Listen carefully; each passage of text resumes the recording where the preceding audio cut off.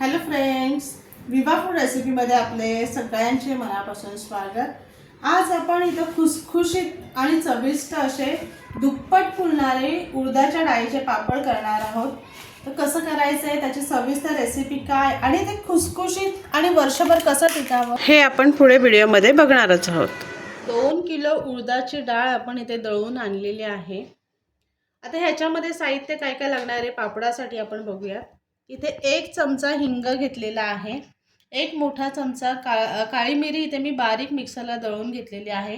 2 मोठे चमचे इथे मी जिरा घेतलेला आहे, ते सुद्धा मी मिक्सरला बारीक करून घेतलेला आहे. आणि इथे पापडखार घेतलेला आहे. पापडखार इथे मी 5 चमचा घेतलेला आहे. हे जे चमचा आहे ना ते 5 घेतलेलं आहे. 1 किलोसाठी 2.5 चमचा असं प्रमाण घेतलेलं आहे. आता हे सर्व आपण ह्याच्यामध्ये मिक्स करून घेऊयात. हिंग, काळी मिरी, ते जिरं वाटून घेतलेले आहे ते टाकून घेऊयात आपण. आणि हे पापडखार, आता हे पूर्ण मी 5 चमचा मोजून घेतलेलं आहे. हे पूर्ण आपण ह्याच्यामध्ये टाकून घेऊयात आणि सर्व आपल्याला मिक्स करून घ्यायचं. व्यवस्थित सगळीकडे मिक्स करायचं आहे. 2 किलो उडदाच्या पापडासाठी इथे मी 4 ग्लास पाणी इथे तापत ठेवलेलं आहे. गरम हे पाणी उकळवून घ्यायचं आहे.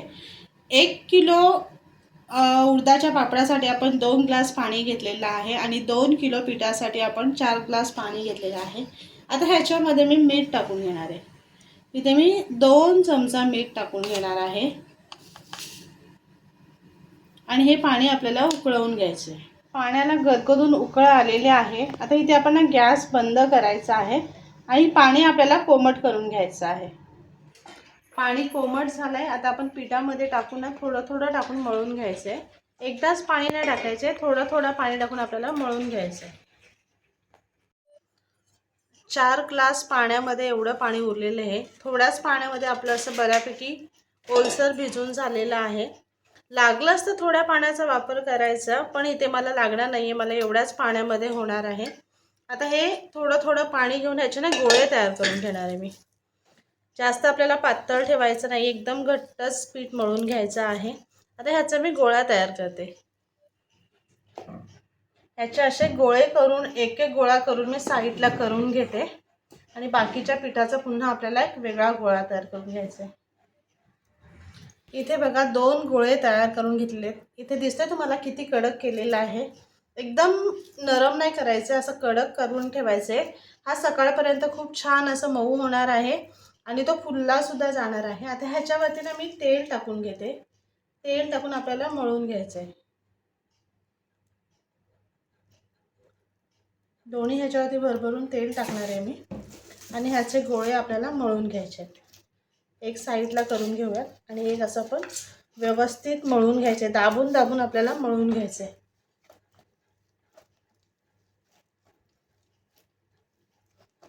तेल लावून घेतलेले आहे आणि दोन्ही गोळे आपण मळून घेतलेले आहेत, बघू शकताय. आता हे दोन्ही गोळे काय करायचे आहे, एका प्लास्टिकच्या पिशवीमध्ये बंद करून ठेवायचं आहेत. त्याला एकदम प्रॉपर मळायची गरज नाही आहे. उद्या त्याला आपण व्यवस्थित करणार आहोत. इथे फक्त आपण पीठ मळून घेतलेलं आहे. ही पिठाचीच पिशवी आहे ज्याच्यामध्ये मी दळण करून आणलेलं. त्याच पिशवीमध्ये इथे मी असे दोन्ही गोळे करून ठेवणार आहे, जेणेकरून पिठाला हवा लागायला नको. आणि हे रोल करून इथे एक पातेला घेतलेला आहे, त्याच्यामध्ये ठेवून घेणार आहे आणि त्याच्यावरती व्यवस्थित झाकण ठेवून घेणार आहे. आणि एखादा वजनाचा वस्तू इथे मी ठेवणार आहे, जेणेकरून हवा लागायला नको. रात्री पीठ भिजून ठेवलेलं. आता सकाळी इथे मी पापड करायला घेणार आहे. त्याच्यासाठी इथे मी पाटा आणि वरवंटा घेतलेला आहे आणि त्याला तेल लावून घेतलेलं आहे. आता ह्याच्यावरती मला हे ना थोडं चेचून घ्यायचं आहे, की जेणेकरून ते पीठ सॉफ्ट होईल. आता हे सर्व बाजून मी असं त्याला चेचून घेणार आहे.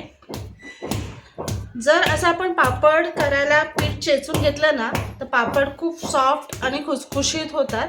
त्याच्यासाठी अशा पद्धतीने करून घ्यायचं. पण पाट्याच्या खाली ना असा एक कपडा ठेवून द्यायचा, कारण लादी आहे ना खाली, ती त्याला क्रॅश किंवा काय जायला नको किंवा आदलाला नको खाली, म्हणून असं त्याच्या खाली कपडा ठेवून घ्यायचा. आता मी सर्व पीठ मी असं कुटून घेते. इथे बघू शकता आपलं पीठ किती सॉफ्ट झालेलं आहे. याचा मी अर्धा भाग करून घेतलेला आहे आधी घेतलेल्या पिठाचा आणि नंतर त्याला असं पूर्ण चेचून सॉफ्ट करून घेतलेलं आहे. थोडं थोडं घेतल्यानंतर कसं पीठ पटकन सॉफ्ट होतं. आता आपण पापड करण्यासाठी ना त्याच्या अशा लोळ्या पाडून घेणार आहोत. त्याच्यासाठी असं रोल तयार करून घेऊयात. तर इथे आपण असे कट करून घ्यायचे, छोटे छोटे गोळे तयार करून घेऊयात. तुम्ही हवे तर धाग्याने सुद्धा कट करू शकताय, पण मी अशा सुरीने कट करून घेते. असे कट करून एका पातेलीमध्ये आपण सर्व काढून घेऊ. हे लोळे आपण करून घेतलेले आहेत. त्याच्यावरती आपण झाकण ठेवायचं आणि लागेल तसे एक एक करून आपण लाटाला काढणार आहोत. सर्वांनी मिळून आम्ही इथं पापड तयार करायला घेतलेले आहेत. आईसुद्धा मला मदतीला आलेली आहे. सगळे मिळून काम केलं की काम कसं पटापट होतं. आणि 2 किलोचे पापड आहेत तर ते लाटायला वेळ लागतं, म्हणून सगळे मिळून आम्ही लाटून वाळत टाकून घेणार आहोत.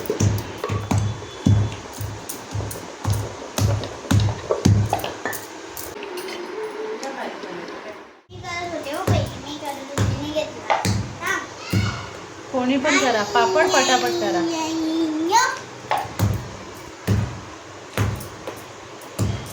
एका बाजूला आम्ही पापड लाटत होतो आणि दुसऱ्या बाजूला एकीकडे पंख्याखालीच पापड वाळत टाकून घेत होतो. मुलांची सुद्धा खूप मोठी मदत होती. ते सुद्धा एका बाजूला वाळत टाकत होते, पीठ चेचून देत होते. पंख्याखाली मी सुकून घेतलेले आहेत.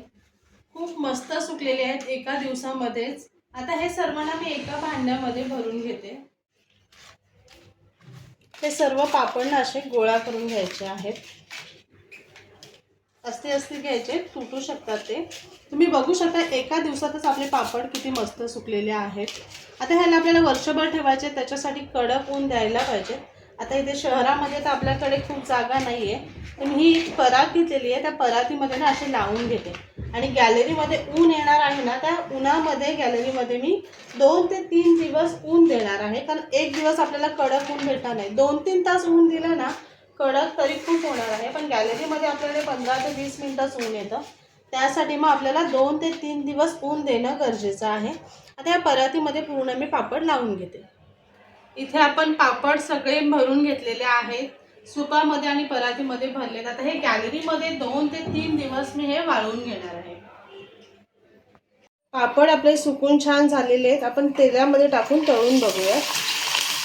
किती मस्त फुलले जात आहेत आणि दुप्पट किती झालेत बघू शकता. जे आपले पापड आहेत ना त्याच्या डबल साईजने आपले पापड तयार झालेले आहेत.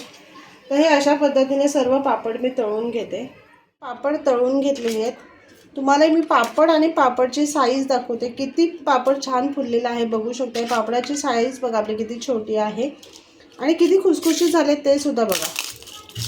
इथे बघा मस्त असे खुसखुशीत आपले पापड झालेले आहेत. रंगसुद्धा सुंदर आलेला आहे आणि फुलेसुद्धा छान. तर कशी वाटली आजची आपली रेसिपी नक्की कमेंट करून सांगा. आणि असेच आपले नवनवीन व्हिडिओ बघण्यासाठी व्हिडिओला लाईक करा, शेअर करा आणि सबस्क्राईब करा. चला तर भेटूयात आपण पुढच्या व्हिडिओमध्ये.